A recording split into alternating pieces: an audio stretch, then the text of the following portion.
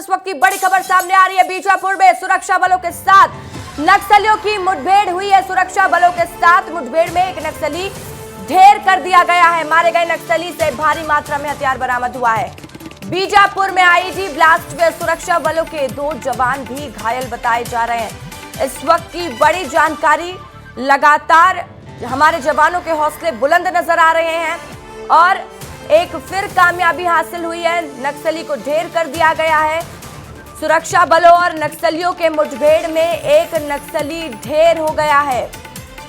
मारे गए नक्सली से भारी मात्रा में हथियार बरामद हुआ है। बीजापुर में आईईडी ब्लास्ट में सुरक्षा बलों के 2 जवान भी घायल बताए जा रहे हैं। तो बीजापुर से इस वक्त की बड़ी खबर, लगातार नक्सलवाद पर प्रहार जारी है और सरकार का भी यही कोशिश है, सरकार की भी यही मकसद है।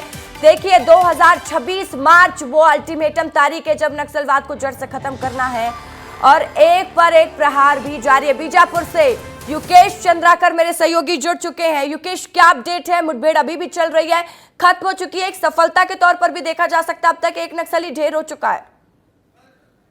जी हाँ, यहाँ पर माओवादियों के खिलाफ जो अभियान जवानों ने, केंद्र सरकार ने और राज्य सरकार ने छेड़ रखा है, वाकई इस पूरे ऑपरेशन का एक नतीजा निकल कर आ रहा है कि लगातार नक्सलियों को नुकसान पे नुकसान पहुंच रहा है और लगातार नक्सली मारे जा रहे हैं और गिरफ्तार किए जा रहे हैं। कहीं से सरेंडर की खबरें आ रही हैं। इसी मुठभेड़ की बात बताएं तो सिर्फ गंगालूर क्षेत्र, जहां पर गंगालूर क्षेत्र को इस तरह से समझिएगा कि इसे माओवादियों का यूनिवर्सिटी भी कहा गया।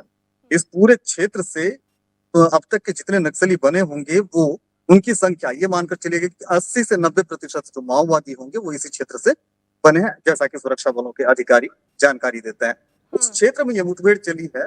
उनगा नाम का एक गांव है और इस गांव के नजदीक के जंगलों में एक डीवीसी है जिसका नाम दिनेश है और ये काफी दुर्दांत नक्सली माना जाता है इस क्षेत्र के लिए। इस क्षेत्र के लोगों में इसके नाम से एक दहशत कायम है। जब इसकी सूचना मिली कि इसकी पलटन उस जंगल में मौजूद है, तब सुरक्षा बलों का एक दल बल रवाना किया गया और यहाँ पर जब जवान पहुंचते हैं तो मुठभेड़ शुरू हो गई। मुठभेड़ के बाद जो है जवान जब सर्चिंग ऑपरेशन जब लॉन्च कर रहे थे, तब एक ट्रेसर आईडी की चपेट में आकर के 2 जवान घायल हो गए, जिसमें से एक जवान को सामान्य चोटें आई।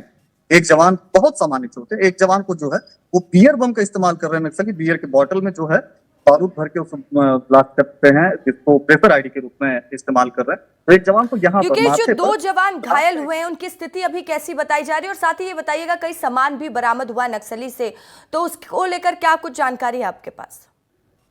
जी हाँ, यहाँ पर जवानों की जो स्थिति है उसमें काफी सुधार की स्थिति है। हालांकि जिस जवान को माथे पर थोड़ी सी चोट आई है उसे रायपुर रेफर कर दिया गया है और जो कमांड स्विच बरामद किए गए हैं ये एक महत्वपूर्ण सफलता के तौर पर देखा जाना चाहिए। इन चीजों को, पिस्टल, यहाँ पर एक शव, जो माओवादी का जो शव था उसके पास से पिस्टल भी बरामद किया गया। कमांड स्विच, यानी कि अगर जवान कहीं से गुजर रहे हैं, उनका काफिला कहीं से गुजर रहा है तो बहुत दूर रह करके नक्सली जो है उस स्विच का इस्तेमाल करके ब्लास्ट करने का काम लंबे समय से करते हैं। तो वो कमांड स्विच ठीक है युकेश, फिलहाल के लिए बहुत शुक्रिया आपका।